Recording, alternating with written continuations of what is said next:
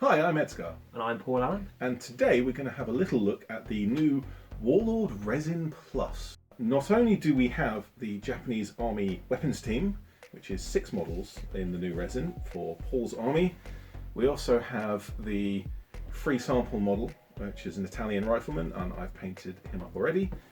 And I also have, unpainted as of yet, the German heavy infantry for Conflict 47. Have you been following anything about the Resin Plus? No.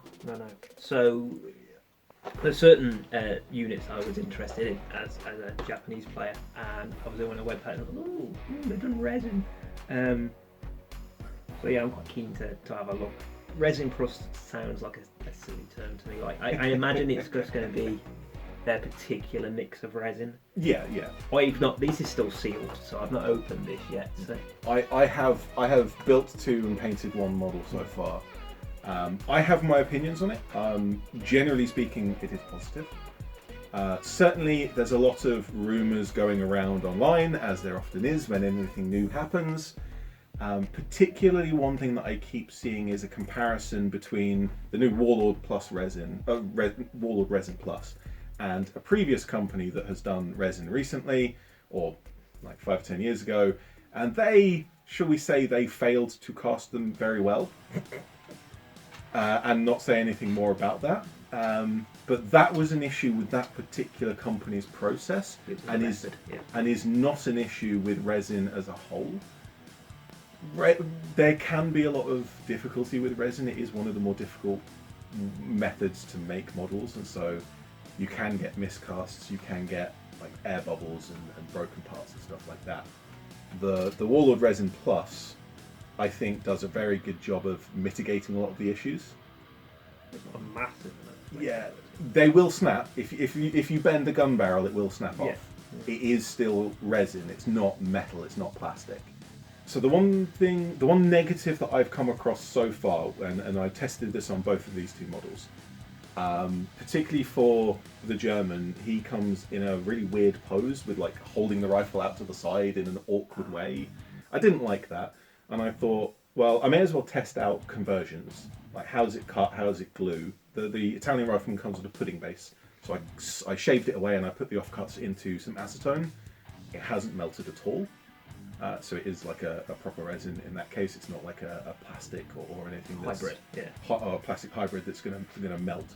So paint stripping in acetone is absolutely gonna be fine.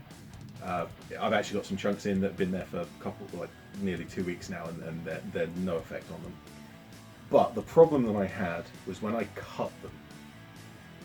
The Italian wasn't too much of a problem because I was kind of shaving the underneath the pudding base, but as I cut it, it was kind of cracking rather than cutting cleanly. Like, if you imagine cutting into a plastic model, you cut a nice clean, like you take control over the knife, you get a nice clean smooth cut.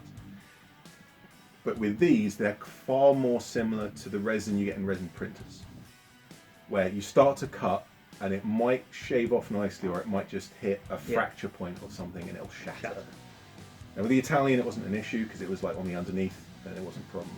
With the German, because I was cutting away under the armor panel of his elbow, like just above his elbow, and then I also cut at the elbow so that I could like reposition his arm. It kind of cracked in some ways, and I actually lost little tiny pieces that broke away. Yeah. I mean, looking at this before, I've obviously spotted something that clearly looks like milliput to me. Yeah. It's not just because of the resin cracking. It is partly because of the position. The reconstruction. There was no resin to go in there anyway, but it was kind of made a little bit worse by the cracked resin because there was more of a gap than there would be. I don't see that in this particular example. It's not an issue because I was going to gap fill it anyway. But in some cases, you might have the case where you're cutting and it cracks or shatters in a way that you didn't want it to. Yeah, it's just going to make conversion work slightly more tricky, but nothing. Yeah, as I've not seen these when they were unboxed, and obviously not looked in this yet. So yeah. In my mind, obviously, I'm interested to see how they did the. I'm going to say the word sprue because it's probably the best descriptor I can use, as to whether certain casts that were failed do it one way, Yeah, they use a sprue in a way that you're not supposed to use a sprue with resin, and that's part of why that went so horribly wrong. From what I've seen of the Warlord models, these two that I've done, they are much more in the more traditional way of doing resin, where it's much more effective. So is there a big anchor? That seems to have been cut away, but there's certainly like a piece where it's been cut away. Yeah. So they've done some of the preparation work for you then, as well, at least. Cracking off the weight resin. Yeah. Okay. Well, we're gonna go ahead and crack this open. Yeah. Let's reposition the cameras and have a go at that. Okay. So this is the box. So this set, we've got two of our suicide anti-tank.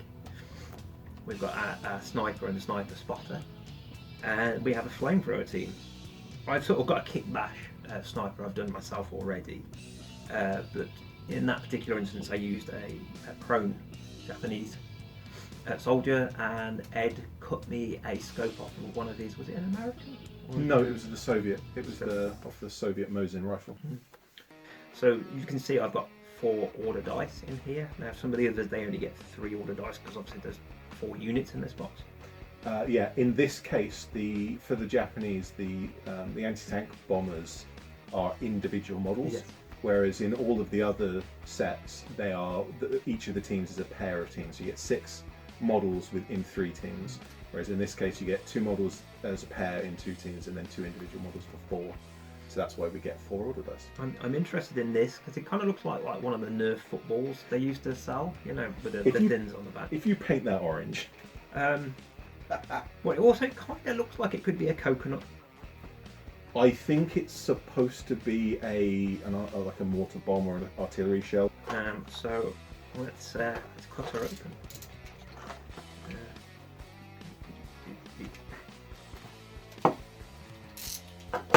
A very small box as well. I was expecting it to be larger. It's only 6 models. I know. There's a load of dice in there. Ugh. We're leaving this in, me struggling to open a plastic box. Yeah, absolutely. What is going on here? There we go. There we go. That was embarrassing. So, as is important, we need to thank the person who packed. And I wouldn't know how you pronounce that correctly. I'm going to go with Alicia? Alicia. Yeah, that's Germanic. Alicia? Alicia. It might be just Alicia. If we're pronouncing your name wrong, we do I apologise. apologies for mispronouncing your name. Thank you very much for packing our stuff. As always. So we've got our 4 order dice pullers over there because they're dice. We know what dice look like. There's our bases. Bases are all very interesting. I'm assuming it's a tripod. So that looks to me like it's the bipod for the sniper rifle. Along with one of the bomb. So this is the guy, obviously, with the frame bomb we were just talking about. It genuinely looks like a coconut. It's yeah, that looks more like in the picture. In the picture, it looked like there were fins of a mortar bomb, but now looking at the real thing, that looks more like a cloth. Maybe it's like a Molotov. Or maybe it's more of an improvised weapon than something. So my first thoughts with this is it feels very slightly rubbery. Yes, it does. That's what the way they've done the mix. It gives it just a little bit of flex, which means more durable, which I like. Which is why I can see when you're saying when you try to cut them, it doesn't go smoothly because I suppose it's a little bit of traction on the blade, I guess. And that's quite smooth there, but you can feel it kind of trying to grip, trying to get. It's like a. Yeah. So I suspect that is just how they've done the resin. It's to be a little bit flexible, but not like super flexible. It's certainly not the same as PVC models. It's nowhere near that rubbery and flexible. No, it's not that. It's not 80% resin and 20% PVC. If you kind of think that along that lines. Yeah. It's got a little bit of flex, a little bit, tiny bit of rubberiness, but it's still a solid model. The detail is very nice. Yeah, it's very nice. There's just like laces on the boots there that are very high detail. Yeah, really nice. The puttees, and you've actually got there's a tie wrap on the puttees that you can see, which is a really nice touch. So we got one of the snipers. I'm assuming that is a piece of yeah. So that that will be an air release chunk, so that when it's under weight, if there's any air bubbles, it goes into there rather than into the model. The leaves are lovely, really nice details on there. I'm pleased with that. Okay, so here's the other one. So it looks like it's got a monopod on there. Check the picture because that might be spoiled as well. Oh no, it is a monopod. It's a monopod. So who gets the bipod? So what is? Let me just borrow the box while you have a look. I'm at going to the continue other looking at these while Ed researches what have we got there. I do like the snipers. They were my main draw, I must admit, when looking at this model to purchase. Here we have a spotter for the flamer. I don't like this down here, look, where his knee sort of folded in. Just looks like a solid. I might drill a wee hole through there in between the legs. I mean, once you've done texture paste around the bottom, the faces are a lot more expressive than the other. I mean, if I pull in over here, I've got some of the bamboo boys I bought. Yeah, there's a lot more detail on the faces. It's nice, yeah. from what I've seen, I strongly suspect that all of the new Warlord Resin Plus models are still hand sculpted. The original version is hand sculpted, and then they go through the process to make the Warlord Resin Plus models. I would like to see a more modern digital sculpt. The original physical version is then a 3D print. Yes. But like a really high fidelity 3D print that then goes through the resin process. But there's a lot of companies doing that sort of thing, and I've got some models there, and there's some really nice ones. And when it comes to things like facial details, generally speaking, I prefer those to the hand sculpted ones. But these have that kind of classic hand sculpted style, and a lot of people prefer that as well. So it's not a good or a bad thing, it's just how they are. So this is obviously the Flamer Boy. Again, a lot of detail on the face. I noticed the barrels are a wee bit squiff. Oh boy. Again, we can fix that with a bit of warm water.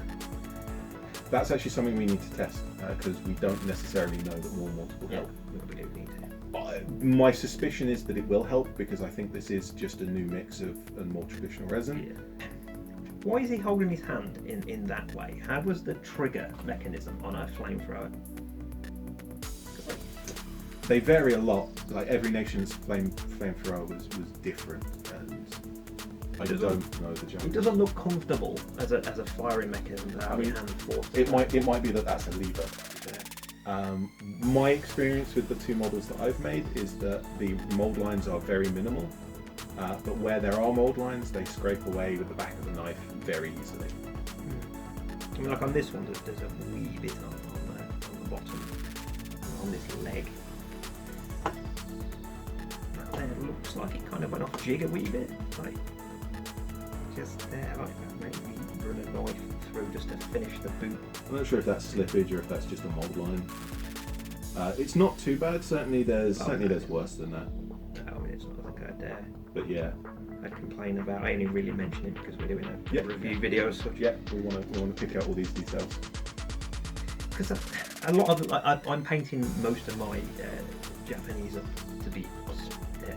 I can never say Pacific fighters, so like, jungle based. I mean, I do kind of feel like a coconut would be a really cool improvised explosive. I mean, a coconut is a watertight container that you can put some flammable or otherwise explosive substance inside.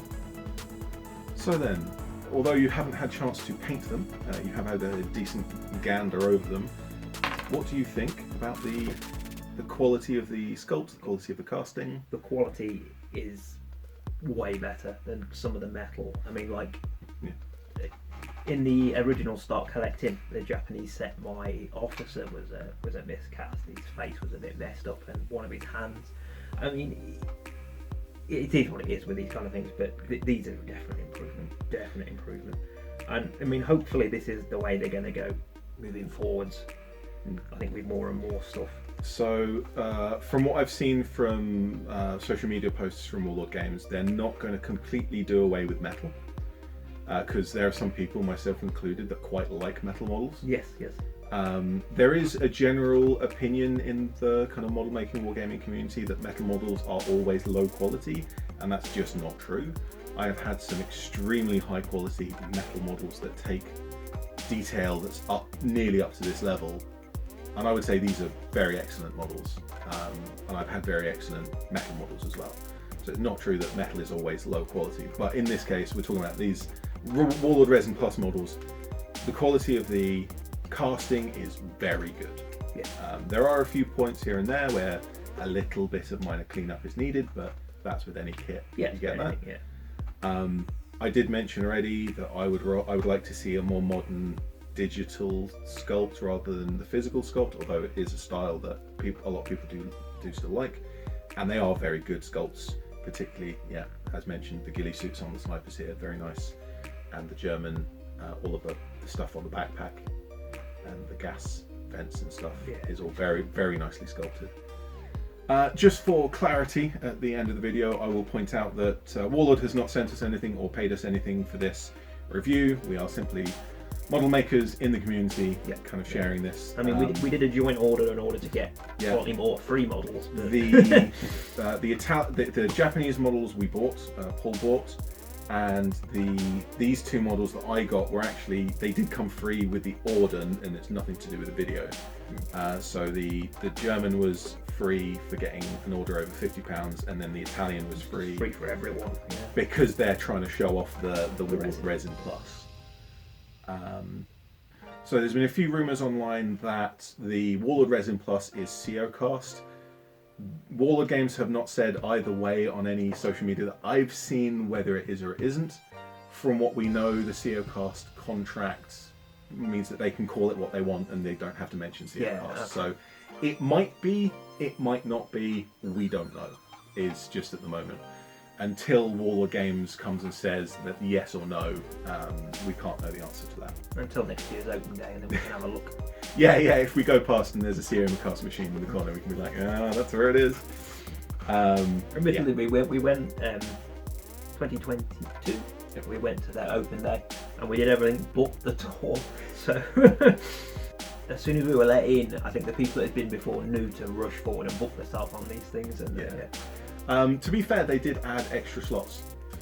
I mean, we did other things. I was quite happy with it. Oh yeah, we had a great time. Yeah. Warlord Games has said, as part of their announcement for the Warlord Resin Plus, that you do not need to prime Warlord Resin, and you do not need to varnish Warlord Resin, because the resin itself, this kind of the surface texture, grabs paint much better than other materials. I tested that with my Italian rifleman, and as I was painting it, I was painting some metal models as well, just to compare what it was like.